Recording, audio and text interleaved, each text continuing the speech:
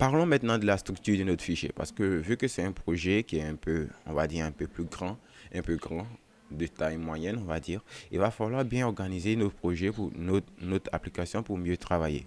Donc ici, il va falloir qu'on crée ici des dossiers qui auront des rôles spécifiques. Donc juste pour commencer, on va juste venir dans l'onglet principal ici et on va créer ici un nouveau dossier qu'on va appeler page. Et ce dossier-là va contenir toutes les pages de notre application. Donc, si vous préférez l'appellation anglaise, ça sera screen ou écran, tout dépendra de vous. Mais je préfère qu'on reste cette fois en français et on va appeler ça écran. Ça sera ce dossier écran va contenir tous les écrans ou toutes les pages que nous allons créer. Ensuite, ici, il va falloir qu'on crée un autre dossier qu'on va appeler outils.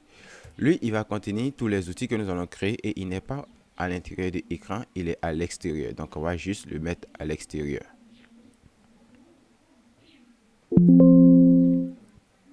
Donc là, on a ce dossier outils qui va contenir toutes les petites configurations que nous allons faire, c'est-à-dire nous allons venir à l'intérieur du dossier outils et nous allons créer ici un premier fichier que nous allons appeler constant.js.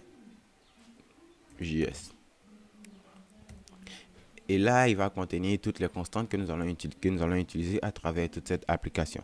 Mais pour le moment, nous n'allons pas ici créer de constantes, nous allons juste créer la structure des fichiers et les laisser tels quels.